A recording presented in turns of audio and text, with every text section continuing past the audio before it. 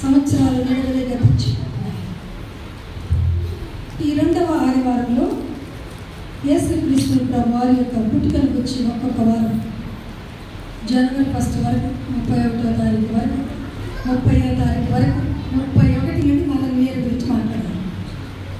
ఈ 30వ తారీఖు వరకు క్రిస్మస్ గురించి మనం ధ్యానం చేయాలి. ఎంత ధ్యానం చేసినా, ఎంత ఆయన పుట్టుకల గురించి చెప్పుకున్నా తక్కువే. పైన వారం చెప్పాలనుకున్నా కొత్త పండుగలు కనుక పోయిన వారం మిస్ అయిపోయింది. ఈ వారం నుండి ఖచ్చితంగా ఏ ఊరికి జరిగినా క్రిస్మస్ వర్తమానాలు మాత్రమే ఉంటాయని మీకు తెలియజేస్తున్నాను. మంచిది. మత్తయి సువార్త 2వ అధ్యాయము 1వ వచనం.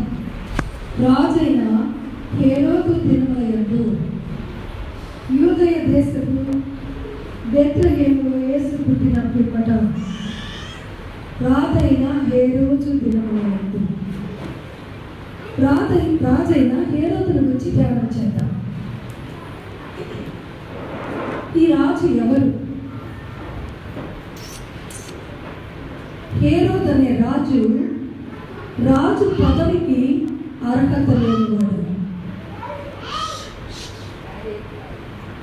అందువలన అతడు ఆ పదవిని పోగొట్టుకుంటానేమో అని భయంతో ప్రతి దినము భయపడుతూ ఉండేవాడు. యెరూషలేము దేవాలయమును నూతన రిపేర్ చేయుటలను, గొప్ప నగరములను కట్టించుటలను ఇతడు చరిత్రను సృష్టించాడు. అందుకు ప్రజలందరి చేత ఇతడు మహాత్ముడు అని పిలువబడ్డాడు. కానీ వ్యక్తిగత జీవితంలో, వ్యక్తిగత క్రియలలో అతను ఆ మాటకు అర్హుడు కాదు. ఇది హేరోదు యొక్క చిన్న ఇంట్రడక్షన్. ఇప్పుడు జ్ఞానులు హేరోదు రాజు దగ్గరకు వచ్చి యూదులకు రాజుగా పుట్టిన వారి గురించి ఆయన అడగటానికి వచ్చారు. అది విన్న హేరోదు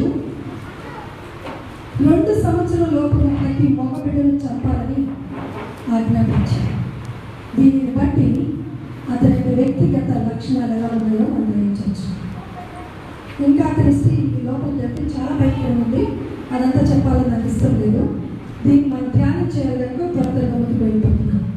ఇది హేరోదు యొక్క చిన్న స్మాల్ ఇంట్రడక్షన్. రెండవది బెత్లెహేమ్. రాజైన హేరోదు దినముల యందు యూదయ దేశంలోని బెత్లెహేములో గలిలీలో మరొక బెత్లెహేము ఉంది. అందుకే పరిశుద్ధాత్మ దేవుడు యూదయ దేశంలోని బెత్లెహేము అని రాయించాడు. ఈ బెత్లెహేమునకు 3 పేర్లు ఉన్నాయి. ఎఫ్రాతా, దావీదుపురము లేక బెత్లెహేము. మీకు 5:2 బెత్లెహేము, ఎఫ్రాతా 2 కూడా అక్కడ చూస్తాం. అలాగే రాహేలు మృతి పొందినప్పుడు యాకోబు ఆమె సమాధి చేసిన స్థలం బెత్లెహేము, బోయజు నివాస స్థలము బెత్లెహేము, యెషయా దావీదు తండ్రి అయిన యెషయా యొక్క నివాస స్థలము బెత్లెహేము. ఇలా బెత్లెహేముకు చాలా చాలా ప్రాముఖ్యత ఉంది. ఈ బెత్లెహేములో ఆదికాండం 48:7లో రాహేలును యాకోబు పాతి పెట్టిన స్థలము.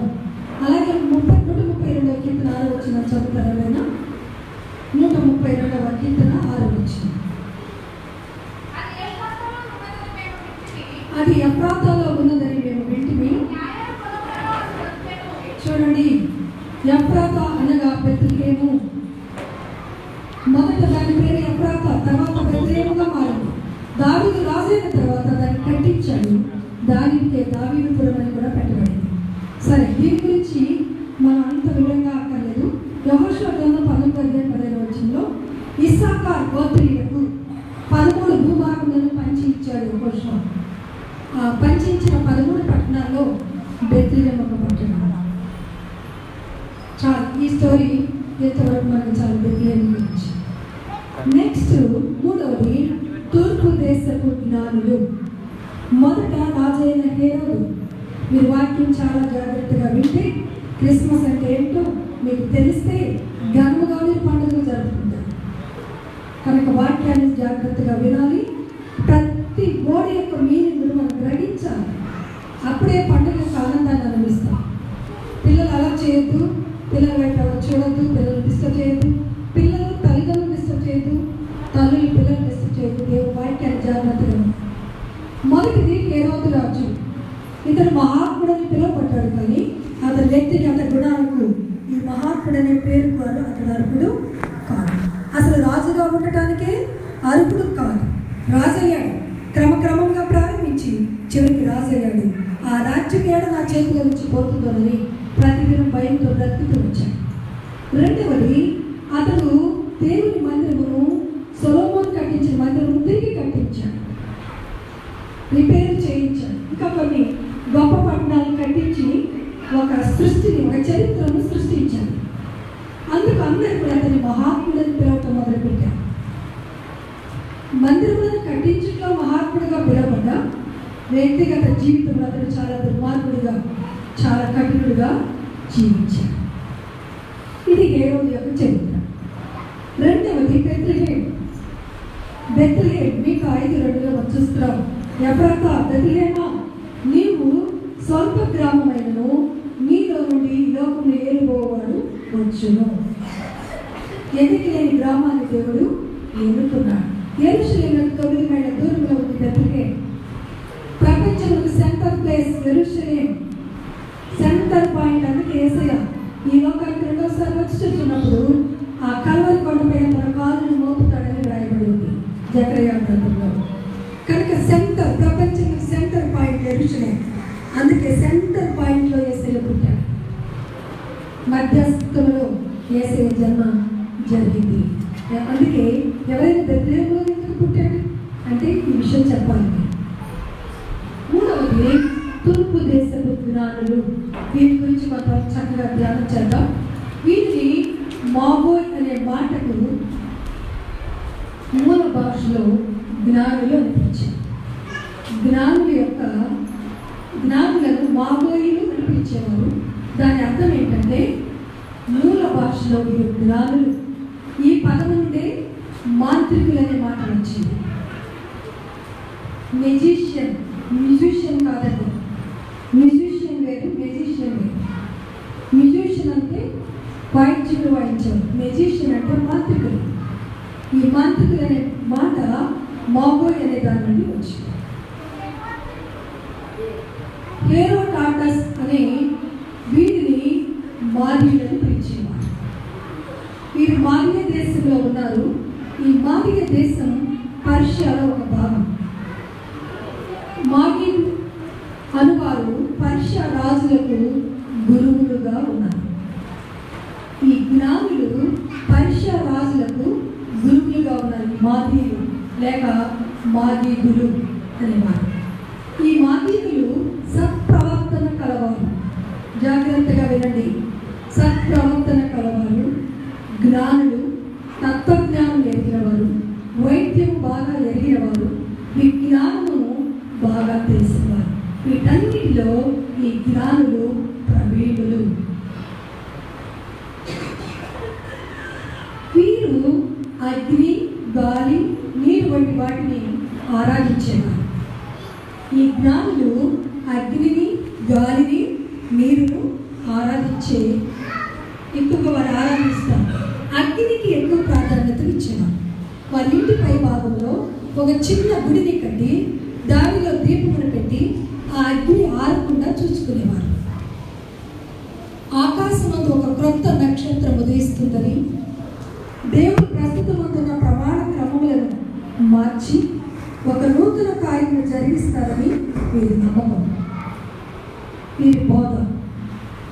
మెస్సోరి అనే ఒక క్రొత్త నక్షత్రం ఉదయించినప్పుడు రాజు జన్మ మరి ఆనవాలుగా ఉంటుందని, ఆ క్రొత్త నక్షత్రం ఉదయిస్తే నూతన రాజు యొక్క జననం గూర్చి ఆ నక్షత్రం చాటి చెప్తుందని జ్ఞానులు పరిశోధనలో తెలుసుకున్నారు.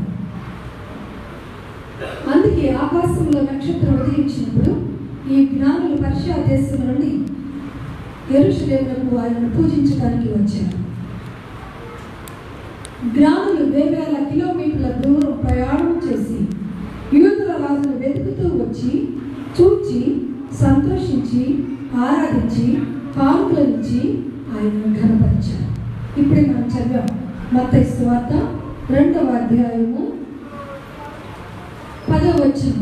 వారు ఆ నక్షత్రమును చూచి అత్యానంద భరితులై ఇంటిలోనికి వచ్చి తల్లి అయిన మరియను ఆ శిశువును చూచి సాగిలపడి ఆయనను పూజించి తమ పెట్టెలు విప్పి బంగారమును సామ్రాణిని బోళమును కానుకలుగా ఆయనకు సమర్పించింది. ఇలా కానుకలను తెచ్చి ఆయనను గణపరచడం అనేది జ్ఞానులకు చాలా ఇష్టమైన పని. దేవుని కనుగొని వారు దేవుని కనుగొని వరకు ఈ జ్ఞానులు వెతుకుచూ వచ్చారు. వేల మైళ్ళు ప్రయాణం చేసి వీరు వచ్చారు. మొదటిగా హేరోదును గురించి విన్నాం, రెండవది బెత్లెహేమును గురించి తెలుసుకున్నాం, మూడవది జ్ఞానం గురించి తెలుసుకున్నాం. ఇప్పుడు యూదుల రాజుగా పుట్టిన వాళ్ళు ఎక్కడ? ఈ ప్రశ్న ఎవరు వేస్తున్నారు? జ్ఞానులు. ఎవరికి వేస్తున్నారు? రాజుకు వేస్తున్నారు. మేము ఆయన పూజింపవచ్చాము కనుక ఆయన ఎక్కడ పుట్టాడో మాకు చెప్పమంటున్నారు. చూడండి, యెషయా గ్రంథం 9వ అధ్యాయం వచ్చింది.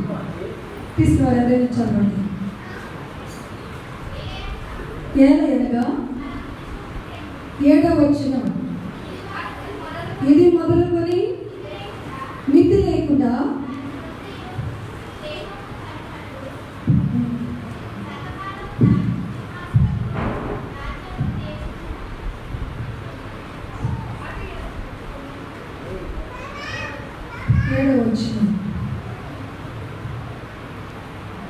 సర్వకాలము ఇది మొదలుకొని మితి లేకుండా దానికి వృద్ధియు క్షేమము కలిగినట్లు సర్వకాలము దావీదు సింహాసనము రాజ్యమును నియమించును. న్యాయము వలనను నీతి వలనను రాజ్యము స్థిరపరచుటకు అతడు సింహాసనాసీనుడై రాజ్య పరిపాలన చేయును. సైన్యములకు అధిపతి యెహోవా ఆసక్తి కలిగి దీనిని నెరవేర్చును. యేసుక్రీస్తు ప్రభువాది ఈ లోకములకు తండ్రి పంపిన ఉద్దేశం అది. ఆయన రాజ్యమును స్థిరపరచుటకు, ఆయన రాజ్యంలో నీతి న్యాయములు ఉండుటకు, అలా పరిపాలించుటకు దేవుడు తన కుమారుని ఈ లోకానికి పంపాడు. యూదయ దేశంలో పుట్టాడు కనుక జ్ఞానులు అంటున్నారు, యూదులకు రాజుగా పుట్టినవాడు ఎక్కడా? మేము ఆయనను పూజింప వచ్చాం. ఆయన యూదులకు ఒక్కరికే రాజు కాదు, ఆయన అందరికీ రాజు. చూడండి, యెషయా గ్రంథం 32వ అధ్యాయము 1వ వచనం, ఆలకించుడి, రాజు నీతిని బట్టి రాజ్య పరిపాలన చేయును, అధికారులు న్యాయము బట్టి ఎలుదురు. ఈ రాజు నీతి గల రాజు, ఈ రాజులో అన్యాయము లేదు, నీతి గల రాజ్య పరిపాలన చేయదు. ఆయన క్రిందనున్న అధికారులందరూ కూడా న్యాయం బట్టి పరిపాలన చేస్తారు. పరలోకంలో అన్యాయం ఉందా? అక్రమం ఉందా? కరప్షన్ ఉందా? పాపం ఉందా? లేదు. అక్కడ వీటికి చోటే లేదు. చూడండి, యెషయా గ్రంథం 35వ అధ్యాయము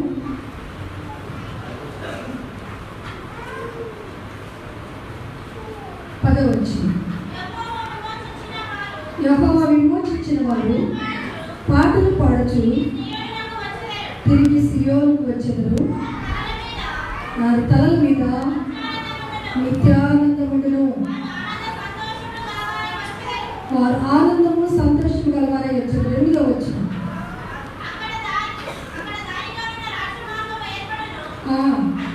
అది పరిశుద్ధ మార్గం అనబడును, అది అపవిత్రులు పోకూడని మార్గము, పవిత్రైన వారి కొరకే ఆ మార్గం ఏర్పరచబడును. 3 లైన్లను దానిలో నడుచుచు త్రోవను తప్పక విందును. పరలోకములకు వచ్చి యెషయా భక్తుడు పలికిన మాటలు ఇవి.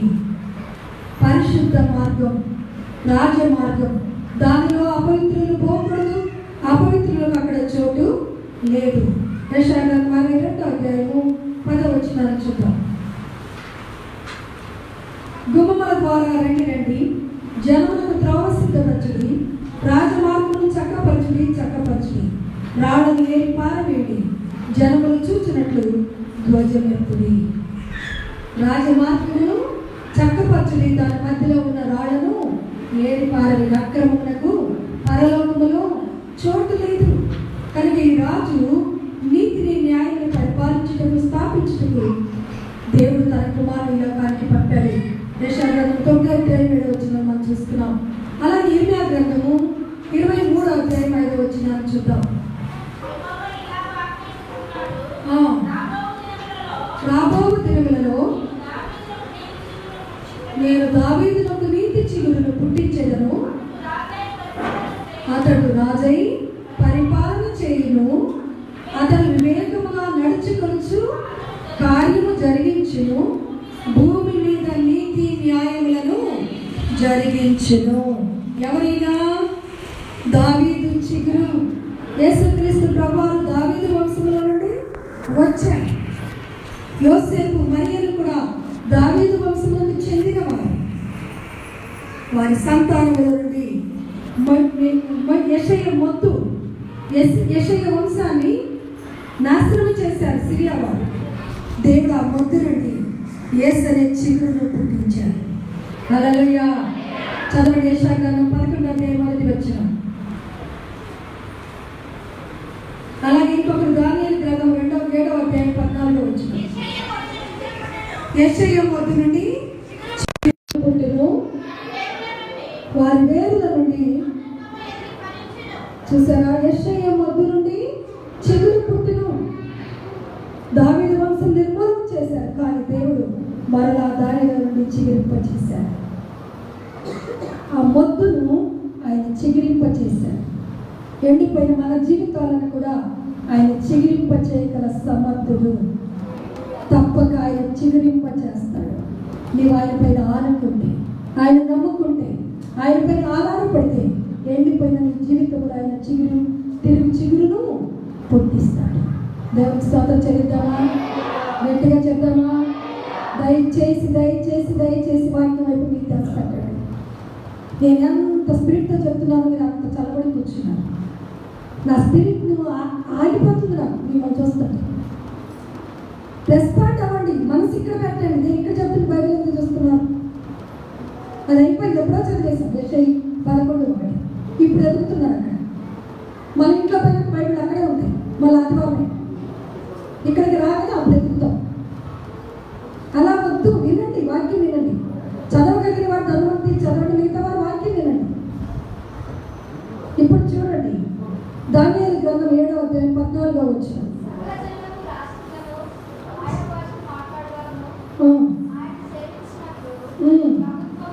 ప్రభుత్వమును మహిమయు ఆధిపత్యమును ఆయనకి ఇవ్వబడెను. సకల జనులు, సకల రాష్ట్రముల వారు, సకల ప్రజలు ఆయనను సేవించినట్లు, పూజించినట్లు దేవుడు తన కుమారునికి అధికారం ఇచ్చాడు.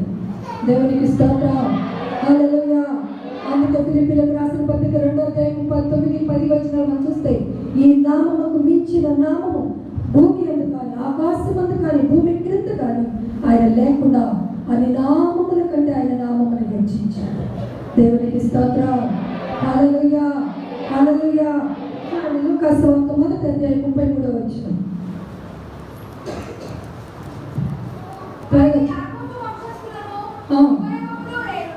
యుగ యుగములు ఏలును, ఆయన రాజ్యము అంతము లేనిదై ఉండునట్లు. చూడండి, మరియతో గాబ్రియేలు దూత చెప్తుంది, ఆయన రాజ్యం అంతము లేనిది, ఆయన యుగ యుగములు ఏలుతాడు. ఈయన ఎవరు చెప్పండి? యూదులకు మాత్రమే రాజు కాదు, ఆయన అందరికీ రాజు, అందరికీ ప్రభు. చూడండి, 1 తిమోతి పత్రిక 6:16-15. ఆయన సర్వాధిపతి, రాజులకు రాజు, ప్రభువులకు ప్రభువు. మన దేవుడు ఎవరండి? యూదులకు మాత్రమే రాజు కాదు, ఆయన సర్వాధిపతి. భూమి అంతటికి ఆయన రాజు, రాజులకు రాజు. ప్రభువులు ఎవరైనా ఉంటే వారికి ఆయన ప్రభు. ఎలా ప్రభు అయ్యారు? ప్రభు యేసు క్రీస్తు, యేసు ప్రభు 2 పేర్లు ఉన్నాయి. యేసు క్రీస్తు, యేసు అనగా రక్షకుడు, క్రీస్తు అనగా అభిషేక్తుడు, పంపబడినవాడు. యేసు ప్రభు రెండవ మాట. యేసు అనగా రక్షకుడు, ప్రభు అనగా పరలోకమును పాతాళమును భూమిని జయించినవాడు. ప్రకటన గ్రంథం 1వ అధ్యాయం 18వ వచనం చదువుదాం.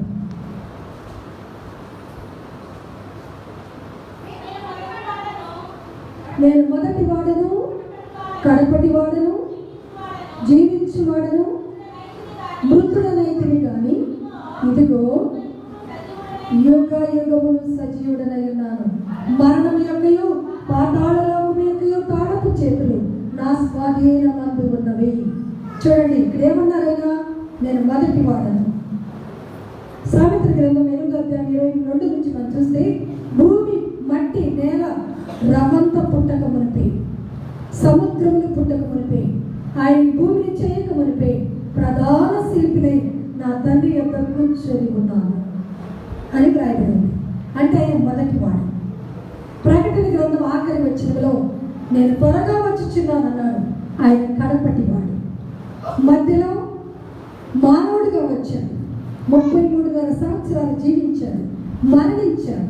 మరణం యొక్క తాళపు చేతులు పాతాళంలో ఉన్న సాతాను చేతిలో నుండి స్వాధీనపరుచుకున్నాడు. పరలోకంలోకి ఎక్కిపోతూ ఉన్న సమయంలోనే మగ్దలేని మరి ఆయన ఆపేసింది. కనుక 3 లోకములను జయించాడు కనుక ఆయన ప్రభువు. ప్రభువు చక్రవర్తి ఎవరినంటారు? ఎక్కువ రాజ్యములను జయించిన వారిని ప్రభువులు అంటారు, లేక చక్రవర్తులు అంటారు. ఈయన పరలోకమును పాతాళమును భూమిని జయించాడు కనుక యేసు ఎవరు చెప్పండి? యేసు ఎవరండి? చూసారా, ఒక్కరిద్దరే చెప్తున్నారు. యేసు ఎవరండి? ఎవరైనా మిమ్మల్ని యేసు ప్రభు అంటే ఏంటమ్మా అంటే ఏం చెప్తారు? ఇది చెప్పాలి. యేసు ఎవరు చెప్పండి? యేసు ఎవరు చెప్పండి? ప్రభువు. ఆయన రక్షకుడు, ప్రభువు కూడా. 3 లోకములను జయించిన వాడు గనుక ఆయన ప్రభువు. యేసు ప్రభు, యేసు ప్రభువు, యేసు ప్రభువు, యేసు ప్రభు, యేసు ప్రభు అంటారు. అలా కాదండి, కొంచెం గ్యాప్ ఇవ్వాలి. యేసు ప్రభువు, యేసు క్రీస్తు. యేసు అనగా రక్షకుడు, క్రీస్తు అనగా పంపబడినవాడు, ఒక పని నిమిత్తం అభిషేకింపబడి పంపబడినవాడు. కనుక యేసు క్రీస్తు వేరు, యేసు ప్రభువు వేరు.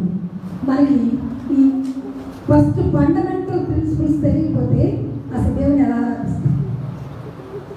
ఈ చిన్న చిన్న ముందు తెలియాలి మనం. అప్పుడే మనం ఆత్మతో సత్యంతో ఆయన ఆరాధించగలుగుతాం. మంచిది. ప్రకటన గ్రంథం 1వ అధ్యాయం 5వ వచనం. ఆయన భూపతులకు అధిపతి.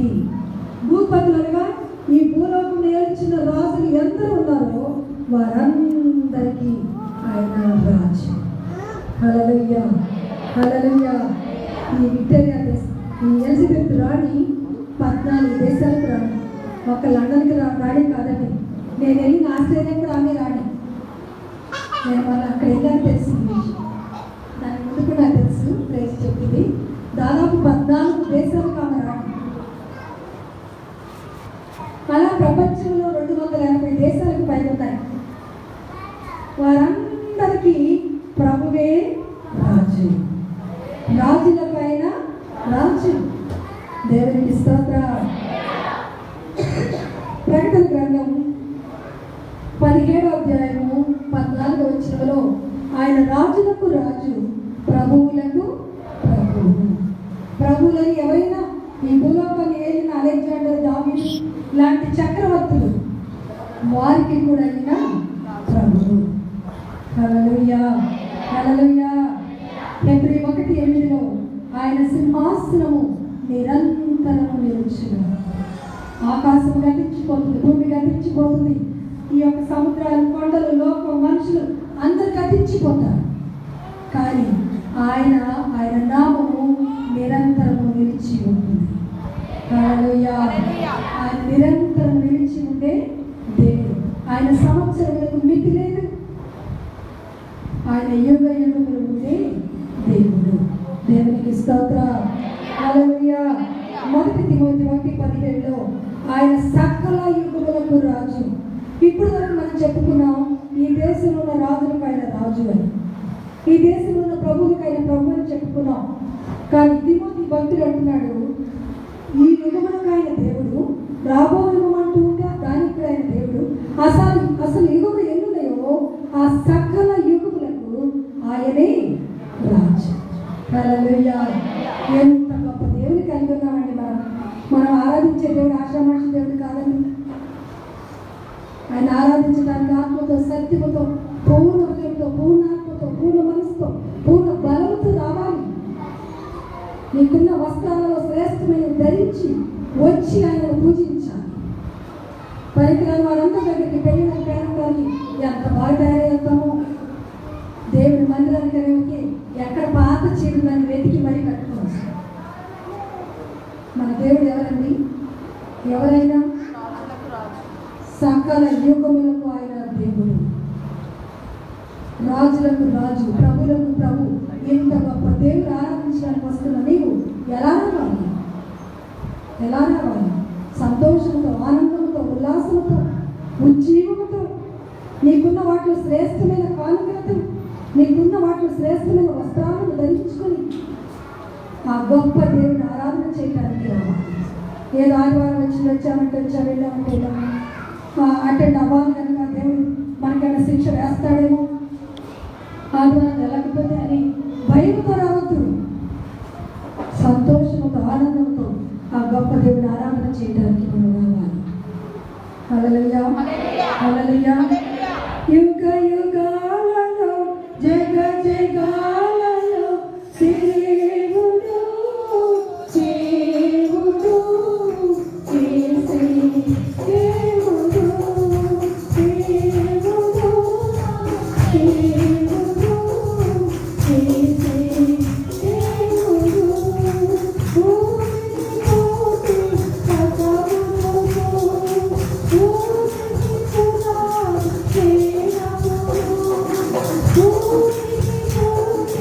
సదా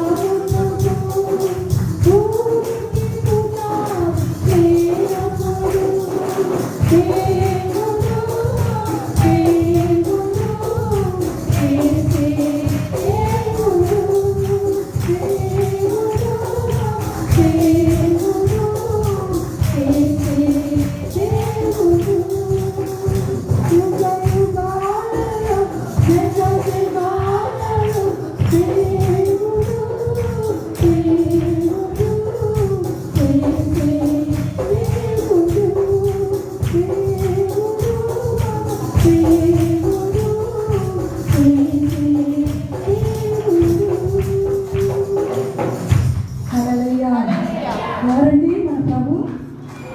ఎవరండి మన ప్రభు? యుగ యుగములకు జగ జగములకు ఆయన దేవుడు, తరతరాలకు ఆయన దేవుడు. మనం గతించిపోయినా, యుగం గతించిపోయినా, మరొక యుగం అంటూ ఉంటే ఆ యుగములకు కూడా ఆయనే దేవుడు. హల్లెలూయా! చూడండి, ఎఫెసీయులకు రాసిన పత్రిక 1వ అధ్యాయం 20వ వచనం. ఎఫెసీ 1వ అధ్యాయం. ఆయన బలాతిశయము చేత క్రీస్తును మృతులలో నుండి లేపి సమస్తమైన ఆధిపత్యము కంటేను, అధికారము కంటేను, శక్తి కంటేను, ప్రభుత్వముల కంటేను, ఈ యుగమునందు మాత్రమే కాక రాబో యుగమునందును పేరు పొందిన ప్రతి నామము కంటేను ఎంతో హెచ్చుగా పరలోకమునందు ఎంతో హెచ్చుగా దేవుడు ఆయనను హెచ్చించి కుడి పార్శ్వన కూర్చుండబెట్టుకున్నాడు. హల్లెలూయా! హల్లెలూయా! ఈ లోకములో ఉన్న సమస్త అధికారముల కంటే, ఆధిపత్యముల కంటే, ఈ లోకములో శక్తులు ఏవైనా ఉంటే ఆ శక్తులన్నిటికంటే మించిన శక్తి యేసు శక్తి. హల్లెలూయా! శక్తులన్నిటికంటే గొప్ప శక్తి యేసు శక్తి. మా చిన్నతనంలో యేసమ్మ గారు ఉండేవారు. మా చిన్నతనంలో 12 ఏళ్ల వయసులో యేసమ్మ గారు ఉండేవారు. పెళ్లి చేసుకోలేదు, కాషాయ వస్త్రాలు ధరించుకునేవారు. దేవుడు ఆమెతో చాలా జరగబోయేవి, జరుగుతున్నవి మాట్లాడుతూ ఉండేవారు. ఆమె నన్ను సభలలో చూసి నువ్వు ఎక్కడి నుండి వచ్చావండి. అప్పుడు నా వయసు 12 ఏళ్ళు. నేను హైదరాబాద్ నుండి వచ్చాను సభలకి. మా మమ్మీతో వెళ్ళాను బైబిల్ మిషన్ మహాసభలకి, జనవరిలో జరిగే సభలకి. నీ అడ్రస్ ఇచ్చి వెళ్ళి నేను వస్తాను నీ దగ్గరికి అని. సరే నేను అడ్రస్ ఇచ్చి వచ్చేసాను. కరెక్ట్గా దీపావళి రోజు మా ఇంటికి వచ్చింది. సాయంత్రం 7 గంటలకు వచ్చి తలుపు కొడుతుంది.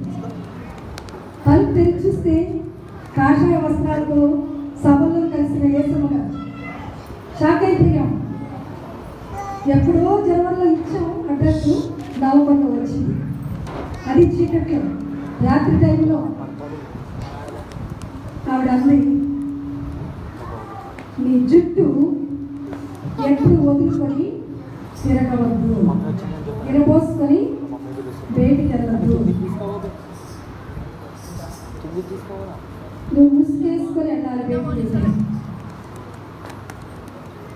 అని చెప్పి కొన్ని చెప్పింది. నాకు చాలా శ్రమలు అనిపిస్తావు, కానీ వాటన్నిటిలో ప్రభుత్వం జయిస్తాడు, గొప్ప సాక్షిగా నిలబెడతాడు, వాడుకుంటాడు అని నా 16 ఏళ్ల వయసులో చెప్పినాడు.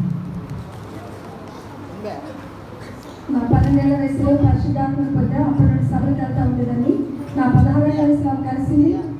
మా ఇంటికి వచ్చినప్పుడు చాలా శ్రమలు ఉంటే వెళ్తాం. భయంకరమైన చేపబడులు నీ పైన ప్రయోగించబడతాయి, కానీ అవి ఏవి నేను చేయము. నీ పైన జయము పొందజాలము, నీవు వాటిని జయిస్తావు. హల్లెలూయా. ఎవరు ఎన్ని చేసినా అవి నీకు అంటవు, కానీ జరుగుతాయి, నీ పైన జరుగుతాయి, ప్రయోగాలు జరుగుతాయి. అనేకమైన శ్రమలు కూడా వెళతాం, కానీ ఇర్మియా గ్రంథం మొదటైతే 18లో వచ్చిన చదువు అలాగ దేవుడు నేను చేశాడు అని చెప్పి. ఇర్మియా గ్రంథం మొదటైతే 18లో వచ్చి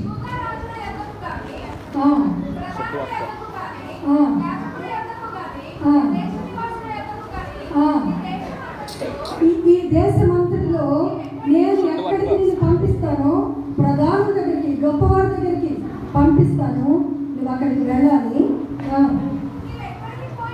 నువ్వెక్కడికి పోయినను ప్రాకారము గల పట్టణముగాను, ఇనుప స్తంభముగాను, ఎత్తడి గోడగాను నీ ఉండునట్లు. హల్లెలూయా. ఈ దినమున నేను నిన్ను నియమించి ఉన్నాను. ఎక్కడి తలుపులు ఎరుగుతాయండి, ఇనుప గోడలు పగులుతాయా? ఏ దేశానికి నువ్వు వెళ్ళినా, ఎక్కడికి వెళ్ళినా నిన్ను అలాగే ఉంచుతాను. నీ పైన ఎన్ని ప్రయోగములు జరిగినా అవి నీ పైన జయము పొందజాలము. నీ చుట్టూ నా కంచె ఉంది అని నాకు కొన్ని విషయాలు ఆవిడ చెప్పి ఏమంటే ఒక సూత్రం చెప్పిందా. ఏం చెప్పిందంటే, శక్తివో శక్తి కంటే యేసు శక్తి గొప్పది. రాసుకోమని చెప్పింది. శక్తివో శక్తి కంటే భక్తుల శక్తి గొప్పది. ఏ మాంత్రికుల శక్తి కంటే, మా మంత్రగాళ్ళ శక్తి కంటే యేసు శక్తి గొప్పది. తర్వాత భక్తుల శక్తి గొప్పది. నీతి మంతుని ప్రార్థన బహు బలము కలది. హల్లెలూయా. ఎలాంటి దుర్గములైనా పడద్రోయగలిగినంత శక్తి కలది. ఇనుప గడియలను, ఇత్తడి తలుపులను విరగొట్టగలిగినది నీతి మంతుని ప్రార్థన. హల్లెలూయా. కనుక వారు నీ పైన జయము పొందజాలరు.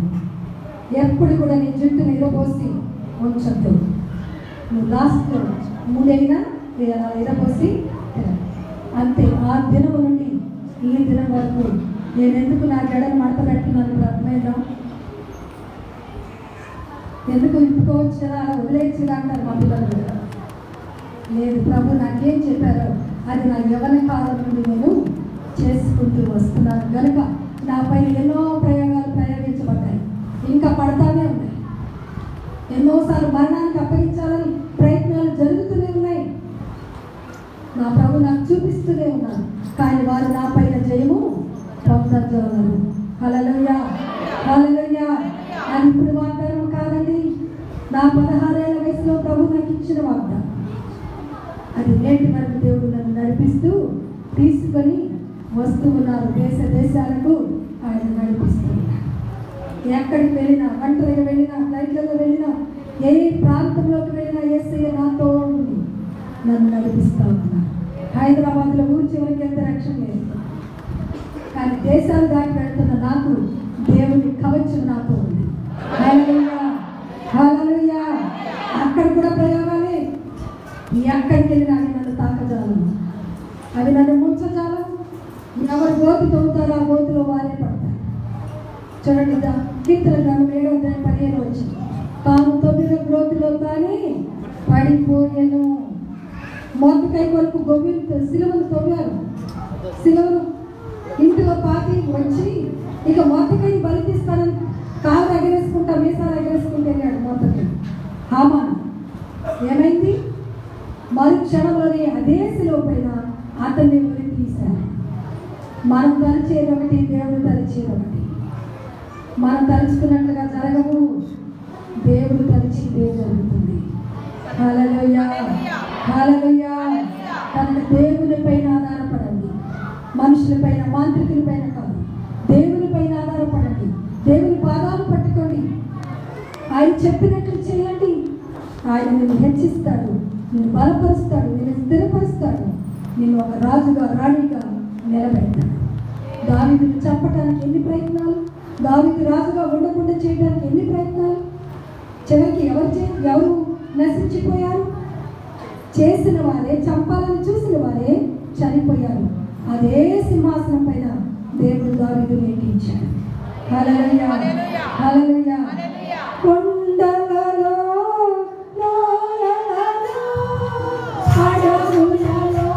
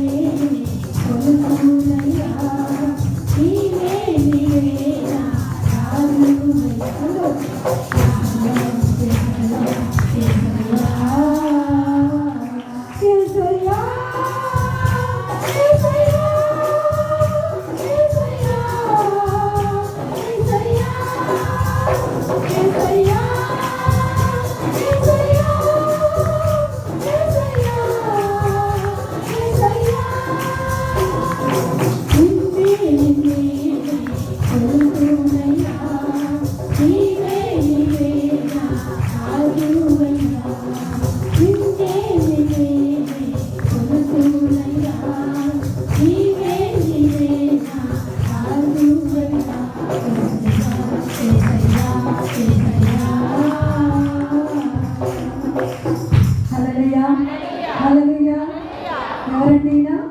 రాజులకు రాజు, ప్రభువులకు ప్రభువు.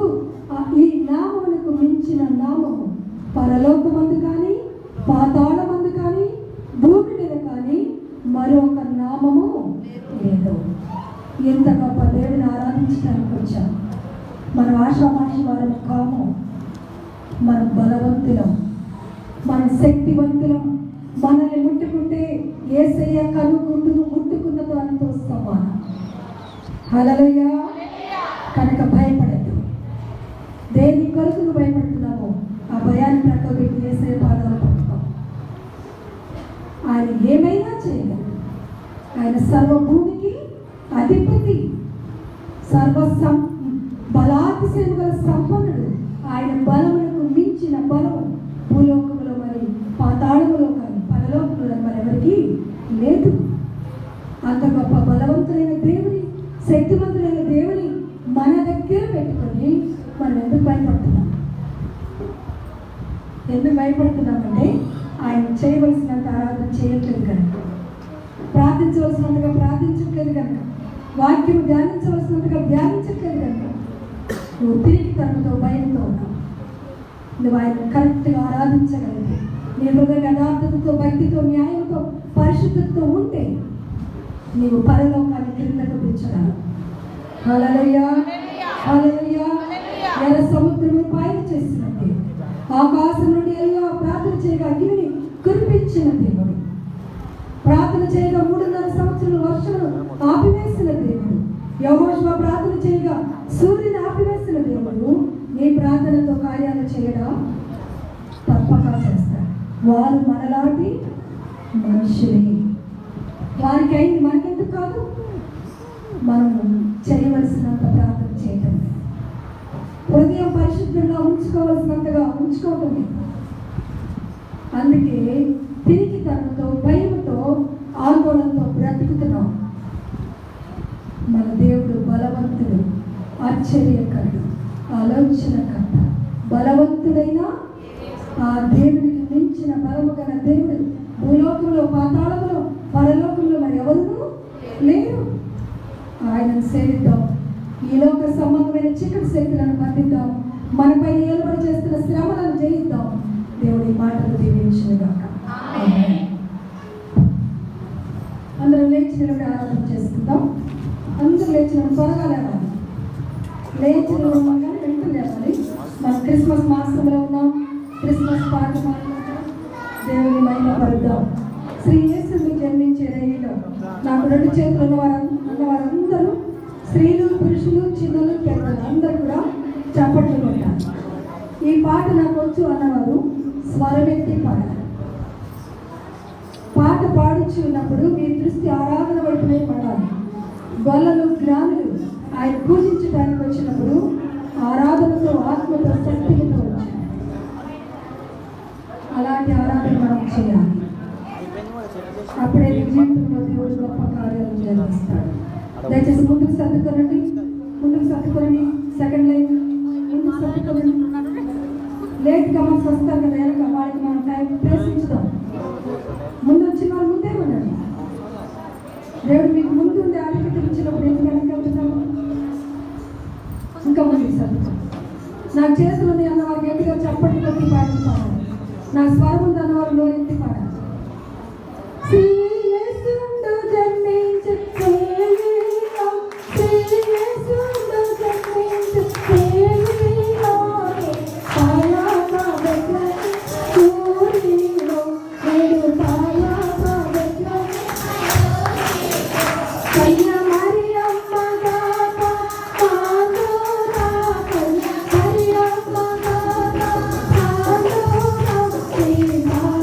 Yeah.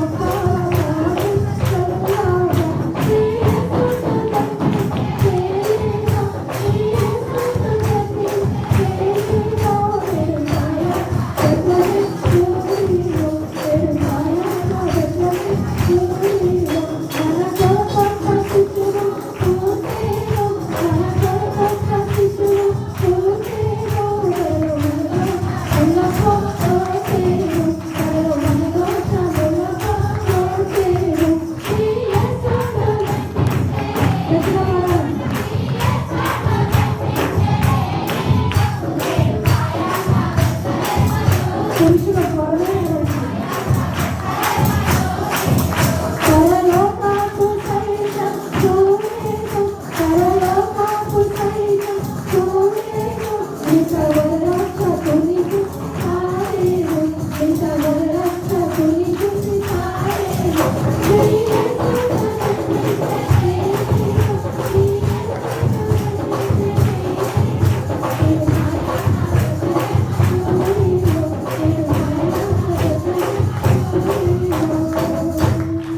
హల్లెలూయా.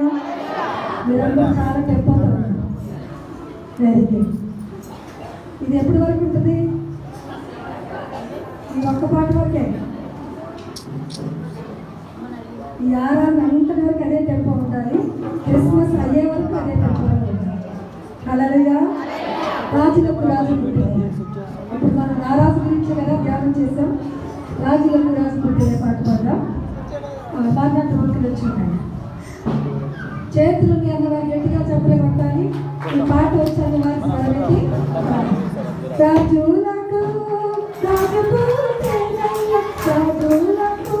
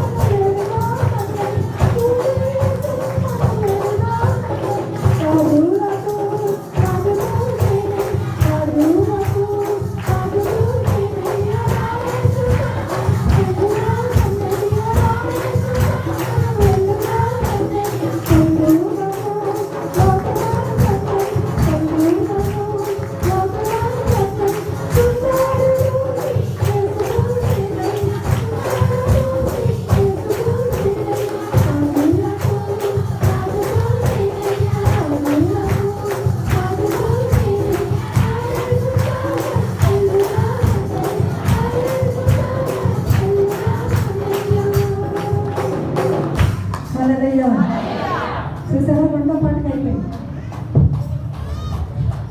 మొదటి పాటకే ఉందండి ఎప్పుడు. రెండో పాట కలిసిపోయింది.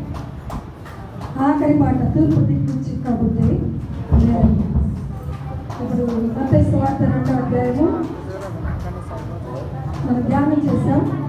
దానిలో భాగంగా శ్రీయేసుకు తూర్పు రాజులకు రాజు పుట్టే తూర్పు దిక్కు చిక్కబుద్ధి.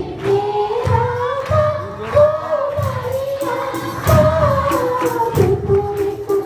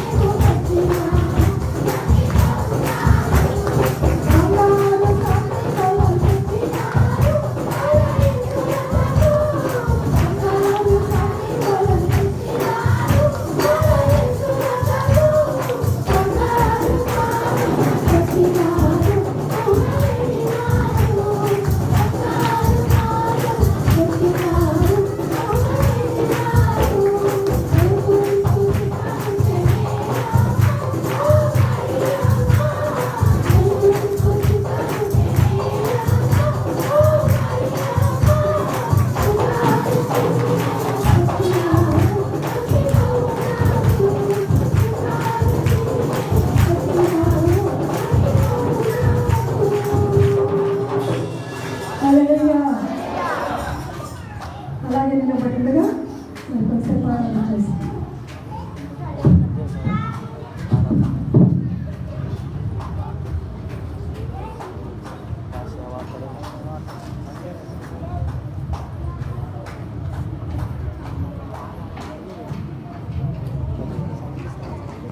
హల్లెలూయా. సంతోషంగా ఉన్నవారు నిజమైతే దేవునికి స్తోత్రం. ప్రపంచంలో ఉన్న క్రిస్మస్ అంతా మనంత సంఘంలోనే ఉన్నట్టు కనపడుతుంది. పురుషులందరూ ఫుల్ అయిపోతున్నారు. దేవునికి స్తోత్రం. 2020లోకి వస్తున్నాం మనం. మీరందరూ ఒక నిశ్చయం చేసుకోవాలి.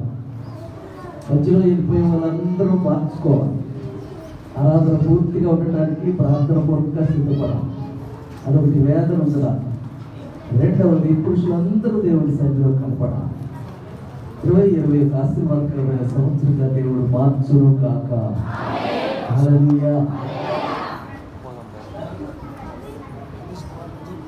మరుమలేను యేసు నీవు చేసిన మేలు అని పాట పాడచ్చు. అందరూ చప్పట్లు కొడుతూ అందరూ పాడాలి.